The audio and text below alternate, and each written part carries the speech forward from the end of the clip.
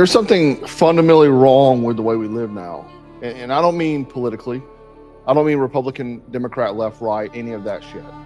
I mean the actual structure of our lives, because somewhere, somehow, we build a society where everybody's surrounded by people connected to everybody, able to communicate with anybody on earth instantly. And somehow everybody feels more alone. Think about your average American family. Mom works, dad works, kids go to school all day. Then somebody picks them up and drives them to baseball, soccer, gymnastics, whatever the hell else. And everybody comes home exhausted. Everybody door dashes dinner. The kids disappear into their rooms. Mom gets on her phone and dad gets on his phone. Everybody lives under the same roof, but they barely live together. And we call this progress. We have bigger houses, better cars, more technology, more entertainment, more convenience than any generation in human history. But I think somewhere along the way, we've traded something incredibly valuable for all of it. We lost the tribe. And I didn't understand how strange our modern way of living was until I got older and started thinking about the way I grew up. Because my family accidentally had something that I think a lot of people spend their entire lives looking for. My great uncle and his brothers basically built themselves a little compound. Now, when I say compound, don't picture some dude in camouflage standing in a guard tower with binoculars. They were normal brick homes, small houses built back around 1930s, but they were beside each other. And behind them was land, fields. They grew crops. They worked. They helped each other. One of those houses eventually became the house I grew up in. And another one my uncle still lives in today. Another family member lives in another. So when I was a kid, I didn't think of any of that as it was unusual. It was just life. Grandma was always around. Uncles were around. Cousins were around. Somebody needed something fixed. Somebody could probably fix it. Car screwed up. You're working on it together. Kids need watching. Grandma's there. Somebody's cooking. People eat together. Somebody wants to go fishing.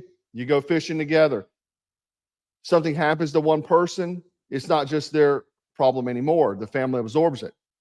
And the older I got, the more I realized this wasn't backwards. This was incredibly efficient. Think about what we're doing today instead. Everybody moves away. Everybody buys their own house. Everybody needs their own lawnmower, their own tools, their own washing machine, their own internet bill, their own everything. Everybody needs their own car because everybody lives 20 or 30 minutes apart, or maybe an hour to your work. Then everybody works more hours to pay for all that shit they individually own. Then because everybody's working, somebody has to pay somebody else to watch their children. And because everybody's exhausted, we pay somebody else to cook our food. Then we complain that we're broke. We basically took everything a family used to share and turned it into an individual monthly payment. It's freaking brilliant for somebody. I'm just not sure it's brilliant for us. And I'm not saying everybody needs to move into a 3-bedroom house with 17 relatives. I would probably kill everybody by Wednesday. That's not the point. The point is that human beings survived for thousands of years through cooperation. Families weren't just emotional relationships. They were functioning organizations. Grandparents had their role, parents had their role, children had their role. Aunts and uncles had their role as well. And people combine labor, they combine knowledge, they combine resources. And most importantly, they combine responsibility. Now we basically say, congratulations, you're 18, man, good luck. Go get an apartment, buy furniture, get a car, get insurance, utilities, groceries, student loans, credit cards, and start from zero. Then 30 years later, we're amazed that people can't afford houses. Meanwhile, you've got families in America who own 3 houses, 4 cars, 5 lawnmowers, and 7 sets of tools. And everybody's broke separately. Maybe that's not freedom. Maybe that's just really expensive isolation. And here's where I think this becomes bigger than money, because money can be replaced. Time can't. Community can't. And relationships definitely cannot. Think about how people interacted 20 or 30 years ago. If you wanted to talk to your friend, you called him. You actually heard his voice. Sometimes you'd sit on the damn phone for an hour talking about absolutely nothing. Before that, you just go to somebody's house. Sunday dinner wasn't a text message. It was an event. People showed up. Kids ran around, threw the football. Adults talked, arguments happened, stories got told. You actually knew what was happening in people's lives. Now somebody you supposedly love sends you LOL. Counts as maintaining a relationship, taking human communication and compress it down to the lowest effort version possible. First, we stop visiting, then we stop calling, then we stop writing complete sentences even. Now, apparently, clicking a heart on somebody's Instagram story means I have fulfilled my friendship obligations for this quarter. And social media is one of the strangest parts of this whole thing because it gives us the illusion of connection without requiring the work of connection. I can know where somebody went on vacation, what they ate, what gym they went to, what their kids did, what their dog did, what political opinion pissed them off today. And I haven't actually spoken to that person in 3 years. That is not a relationship. That is a surveillance with a like button. And the really messed up part is that we started doing this inside of our own homes. Go into a restaurant sometime and just look around. Family of four screens, nobody's talking. You see couples across from each other staring at phones. You see kids watching an iPad while eating dinner. And I'm not standing on some mountain pretending I don't use technology. I make content all the time. I'm talking to a camera right now. Technology isn't the enemy, but tools eventually start shaping the people using them. And I think we've reached a point where our tools are starting to replace behaviors human beings actually need: conversation, cooperation, physical presence, shared responsibility, community. And our children are getting the worst end of this deal. Think about how little time some families actually spend together. Child wakes up, parents are trying to get ready for work. Everybody's rushing out the door. Kids spend most of the day at school, then maybe an after-school program, maybe sports. Parents are working, everybody gets home, dinner, homework, screens, bed, repeat. And I'm not criticizing parents for working. People have mortgages, they have bills. People are doing what they have to do. That's exactly my point. We've created a structure where family can do everything society tells them they're supposed to do and still barely see each other.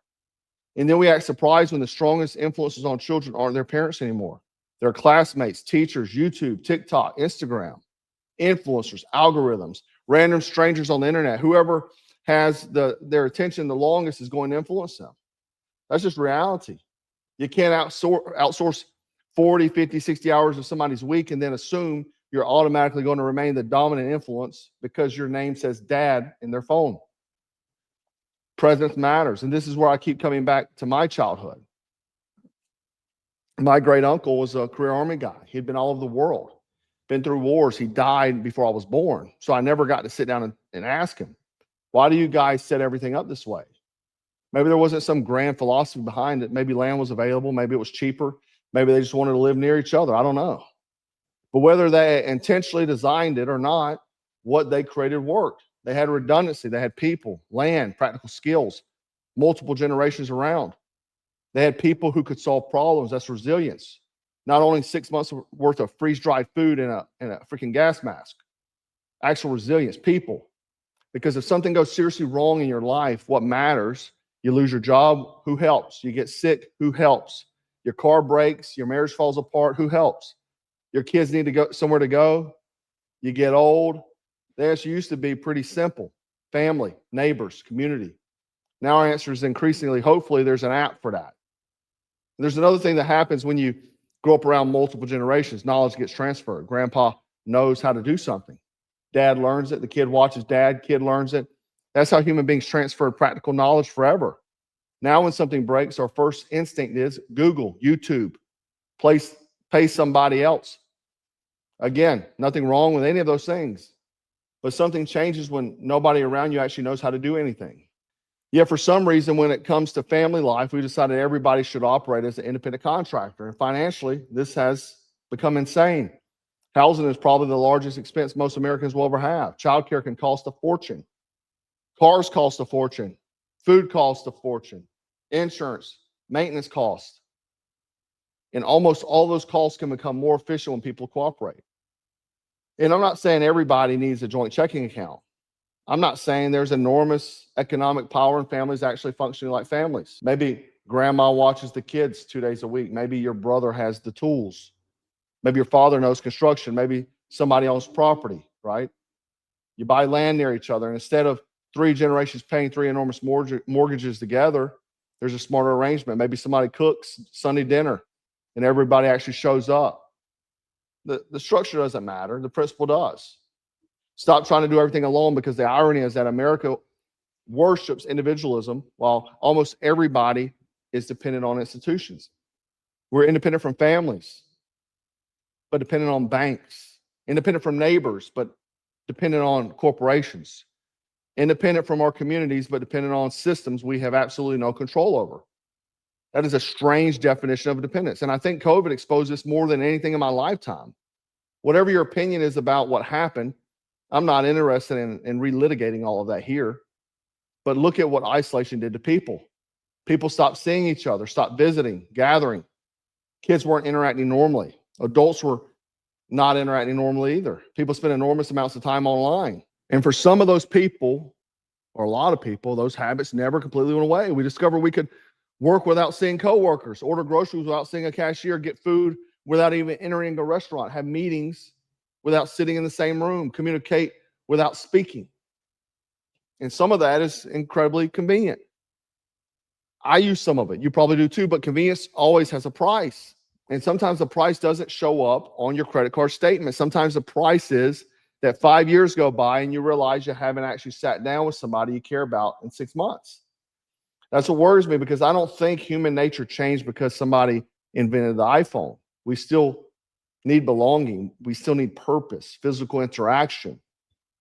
Still need people who actually that know us, not just followers and subscribers, not people who occasionally see our post. People who would show up at 2 o'clock in the morning when everything goes sideways. That's your tribe. And you don't need 50 people. You probably don't even need 10. You just need a handful of people who are genuinely invested in each other's success. People who tell you when you're screwing up. People who celebrate when you're winning. People whose children know your name. People who don't need an appointment 3 weeks in advance to come over.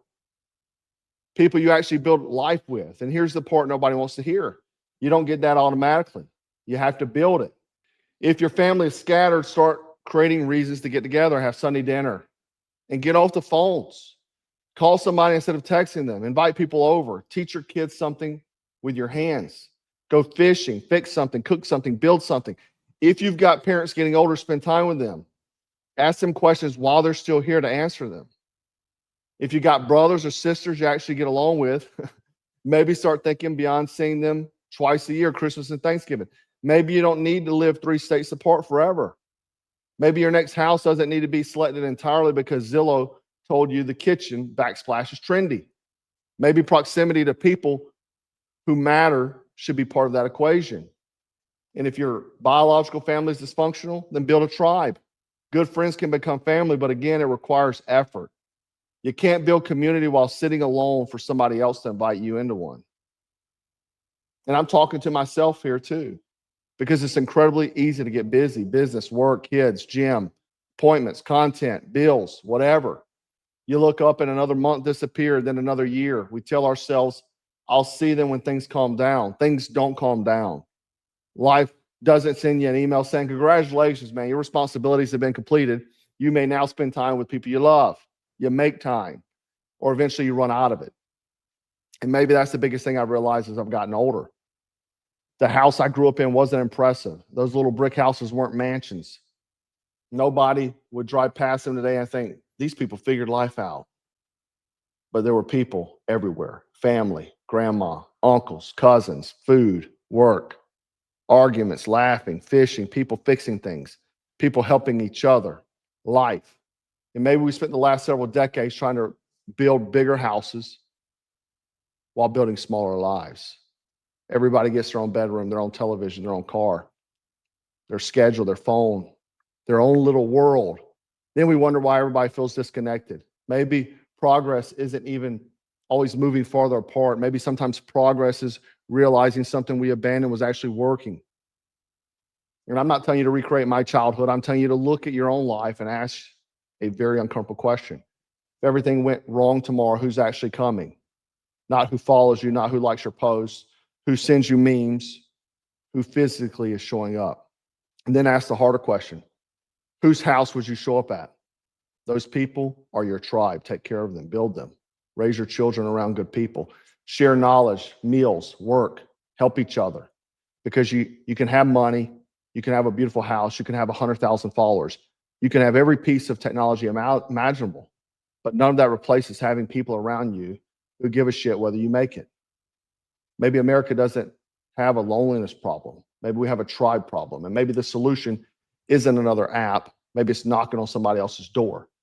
We've seen in cultures around the world that they practice this type of lifestyle. America has done this, and truly, in my opinion, by design, because we're easier to control the more separated we are. You're home alone watching CNN all day and looking at social media.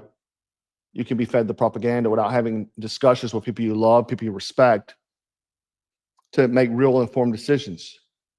We're easier to control when we have less time together. Divide and conquer. It's always been the play.